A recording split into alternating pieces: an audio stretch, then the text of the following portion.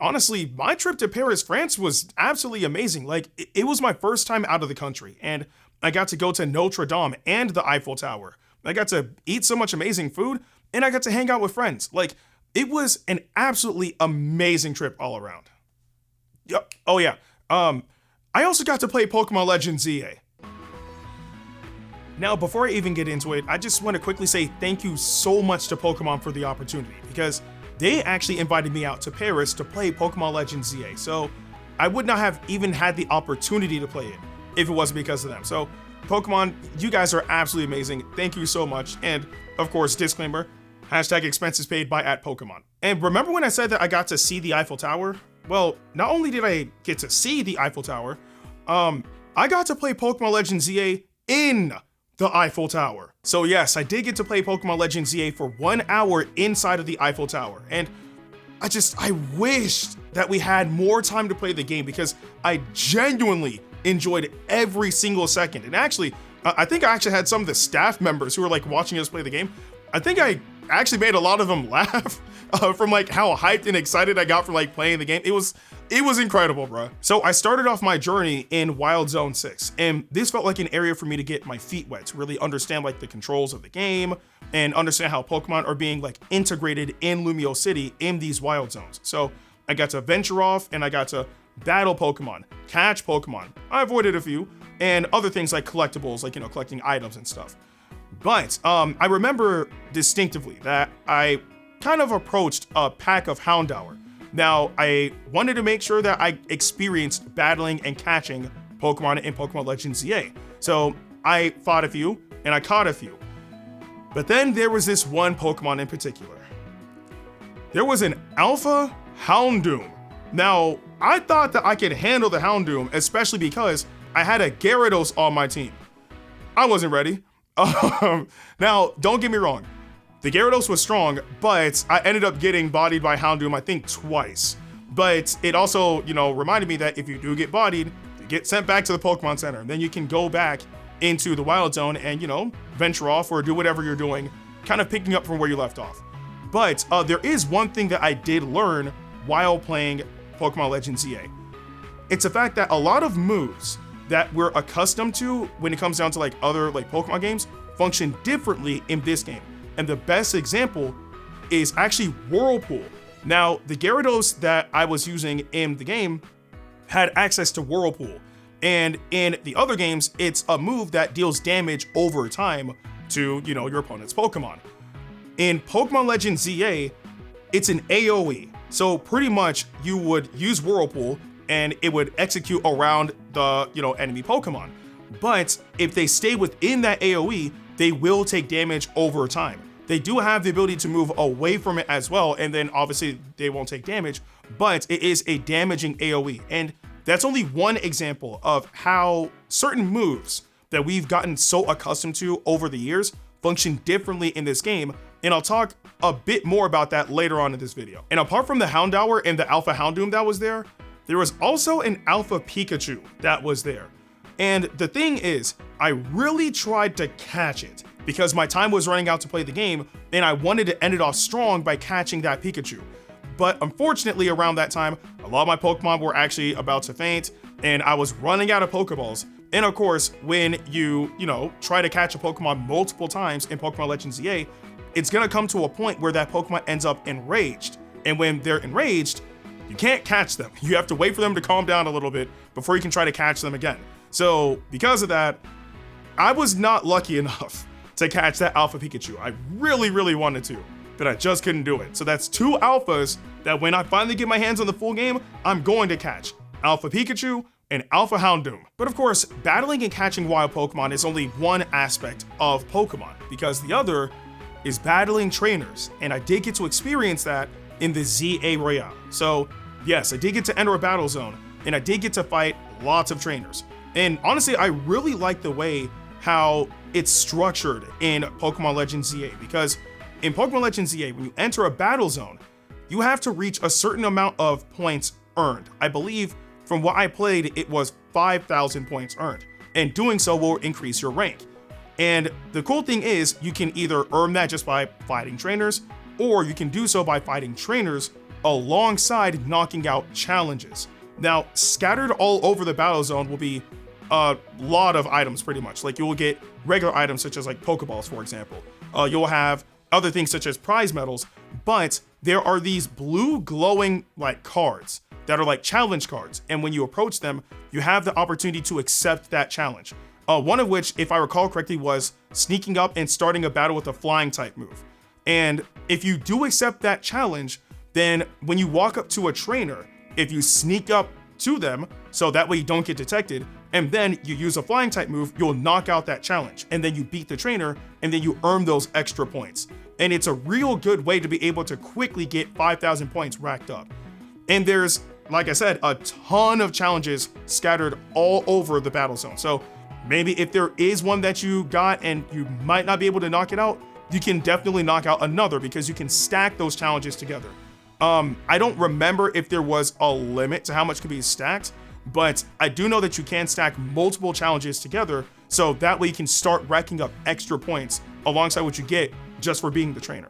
But also, when it comes down to trainer battles, I really love the fact that trainer battles, or actually just battling in general, is dynamic in this game. And what I mean by that is it's not necessarily, actually no, it's not turn-based at all, like how it is in the previous Pokemon games. It is 100% dynamic all the way through, which means if you move, your Pokemon moves with you.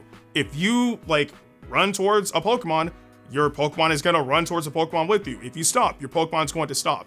So being able to really be integrated in the battle in the sense of you're not just giving commands, you yourself are part of that battle too, is honestly really cool because it starts introducing a particular thing that I will also talk about later on in this video. But it makes it feel a lot more alive, if you will, for lack of better words. Like, I love the fact that I can dodge moves with my Pokemon, that I can give out commands knowing that my Pokemon will execute that like in particular spots and whatnot, right? But of course, remember that if your Pokemon like faints or whatever the case may be, or even if they don't faint, if whatever Pokemon starts attacking you yourself do take damage. And if you take enough hits, you will black out. So you want to make sure that you are working with your Pokemon to achieve victory. Now, putting the ZA Royale to the side, I did get to experience just regular old trainer battles as well. Again, completely outside of the ZA Royale, but I believe I fought somebody named Rintaro the Raider. And the thing is, I had the Pokemon necessary to fight off against this trainer and beat him. But it also emphasized that moves that we're so accustomed to function differently in this game. One of which that I noticed was Protect. Now, of course, Protect still protects, right? But in older Pokemon games, when you use Protect, it will help you protect yourself from one attack. But in this game, it does still function the same way, but now it needs to be timed. So if you use it too early or too late, you are going to take a hit from a Pokemon. So you want to make sure that you learn the timing of when Pokemon attacks might start executing or whatever the case may be. So if you do have defensive moves like Protect, you can shield yourself from damage. And also, there was one other thing that I remember, and it concerns status effects as well. Now, status effects such as sleep, for example. If you're asleep, you can't move, right? And more often than not, like there are some Pokemon that have the ability to like do certain actions while they are asleep, but generally speaking, when you are asleep, you can't move. In Pokemon Legends ZA, sleep doesn't really work that way because when you have that status effect on you, your attacks become less frequent. So, and it's more than likely because they're drowsy or asleep. So again, things like that, like it's kind of like rewiring how certain moves that I think function a certain way, it doesn't work like that in Pokemon Legends ZA for a few of them. So it's like, I'm curious to see like what other moves function differently because again, I only had an hour to play, but I really am curious to see like what moves really do function differently in Pokemon Legends ZA. Now we talked about battling and catching Pokemon, battling trainers, and even how some moves and status effects function differently in the game. But there's one thing that we haven't talked about yet, and that is Mega Evolution and Rogue Mega Evolution. So, Rogue Mega Evolution is a phenomenon that is making certain Pokemon sporadically Mega Evolve. And when that happens, it's up to us to battle them to help calm them down. So I had the opportunity to fight off against Mega Victory Bell. And I believe I was using Absol, I believe I had a Gardevoir on my team, and so much more.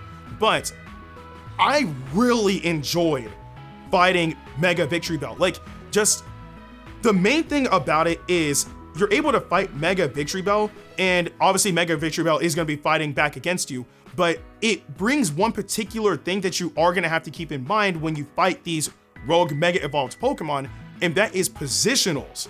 Because I remember Mega Victory Bell was like, doing an attack, and it put puddles like around the field, like poisonous puddles. And if you stepped in it, you would take damage. So you have to be able to position yourself in a way to be able to continuously attack the Pokemon without stepping into those puddles. So again, that was one thing that I mentioned earlier in this video that I'm kind of glad that they added that as a concept for this game. Your position matters heavily in these battles because, again, like Mega Victory Bell, for example, if you step into those puddles, you're going to take damage, and you don't want that to happen. So you want to make sure that you stand in a spot that is clear of all that to continue attacking the Pokemon, on top of being able to, get your Pokemon out of the way of an oncoming attack, right? And yourself is, like, your character's included as well. Like, if you're standing right in front of the Pokemon, you are going to get hit. And if you take too much damage, you will black out. And when you black out, it's over. So again, positionals matter a lot in Pokemon Legends ZA. But that battle was amazing. Like, you get to fight a rogue Mega Evolved Pokemon, and when you attack them, they knock down this kind of like essence called Mega Power. And when you collect it, you build up a particular gauge in your Mega Ring. And when that happens, you can Mega Evolve. Now, I know a lot of us are kind of used to Mega Evolution only happening like once, and then if your Pokemon is defeated, even if you revive them, that's it. But the good thing is, in Pokemon Legends ZA, you're actually able to Mega Evolve more than once. So what happens is, you get enough Mega Power to Mega Evolve your Pokemon, and then that gauge starts burning away, like it starts draining. And once it reaches 0, you revert back to your original form. But if you continuously attack the Pokemon that is Mega Evolved, it'll continuously drop Mega Power, which you can keep on grabbing, build the gauge back up, and then Mega Evolve again. I think that is really cool. But if you do want an extra challenge, you don't have to Mega Evolve against them. I believe when I was playing Pokemon Legends ZA, out of all of us that was there, I was the only person to fight that battle without Mega Evolving. It was difficult, very difficult, but I did actually manage to do it. And I believe I was the only person who got to play that game at that event to do it, which is actually pretty cool. But still, I do know that you can attack, collect the Mega Power, and Mega Evolve as well. It was honestly one of the coolest things to experience about Pokemon Legends ZA. It's just knowing that you have that option to Mega Evolve or not is nice. Not to mention that if you choose not to Mega Evolve, you do still have access to particular, you have access to your moves, I should say, right? But you have a way to power them up with plus moves. Now, plus moves draw from your Mega Energy, if you will. But when it draws from your Mega Ring to, use that Mega Power, the energy, to strengthen up your moves, it strengthens them up quite a bit. So again, you can Mega Evolve if you want to, or you could kind of opt in to use plus moves. They all draw from the same source, but it doesn't ever really feel like, because you're not Mega Evolving or because you're not using plus moves, that you're missing out or whatever the case may be. In a sense, you can play and fight those rogue Mega Evolved Pokemon the way you want to play against them.